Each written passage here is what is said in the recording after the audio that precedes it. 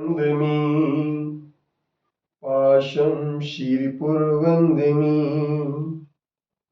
पाशं शिरिपुरवन्दमि पत्रं यत्र विहाय शीतविपुले स्थातुं क्षणं नाक्षमं तत्रास्ते गुणरत्नरोहणगिरियो देवदेवो मां चित्रं नात्र करोति कस्य मनसा दृष्टा पुरे श्रीपुरे सश्रीपाशुजिनेश्वरो विजयते दिग्वाससां शासनम् पत्र टिके न जहाँ अधर में गुण रत्नों का गिरिवर हो इतना विस्मय किसे नहीं हो चलो देख लो सिरपुर को देवों के भी देव पास जिन अंतरिक्ष में शांत रहे युगों युगों तक दिगंबरों का जिन शासन जयवंत रहे युगों युगों तक दिगंबरों का जिन शासन जयवंत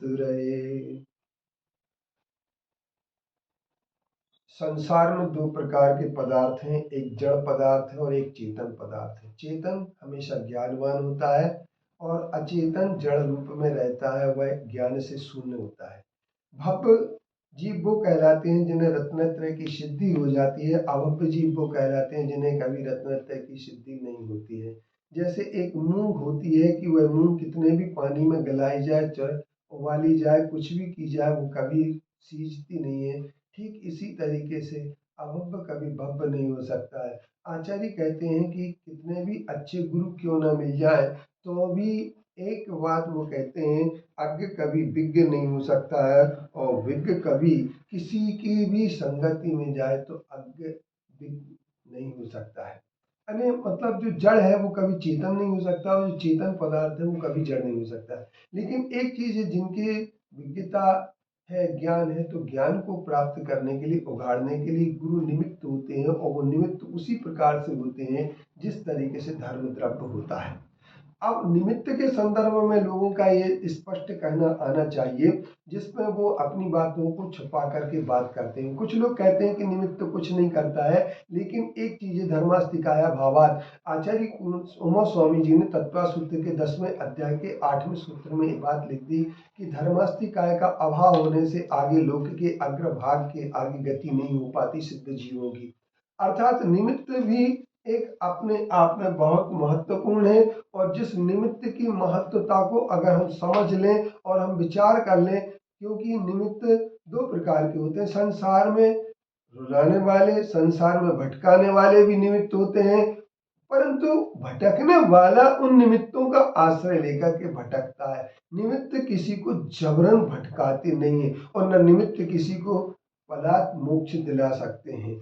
अब सवाल इस बात का है कि हमारे जिन बिंब के निमित्त होते हैं, तो जिन बिंब में अगर हम सरागी निमित्त को ढूंढेंगे तो सरागी निमित्त होने से कपड़े वाले भगवान को अगर हम पूजने लगेंगे तो ये बात निश्चित है कि वो निमित्त हमारे लिए श्रृंगार का निमित्त होगा, संसार के विकारों का निमित्त होगा, वो हमारे लिए सरागता का निमित्त होगा, वो हमें वीतरागता का निमित्त नहीं होगा। हमारी वीतरागता के निमित्त से हमारे अंदर वीतरागता आए अथवा ना आए बिल्कुल सही बात है, लेकिन जब भी आएगी तो वीतरागता के निमित्त की आवश्यकता होती है। जैसे पानी में लहर उठे या ना उठे दोनों बातें होती हैं, लेकिन जब भी लहर उठेगी तब वहां पर हवा का निमित्त अवश्य होगा।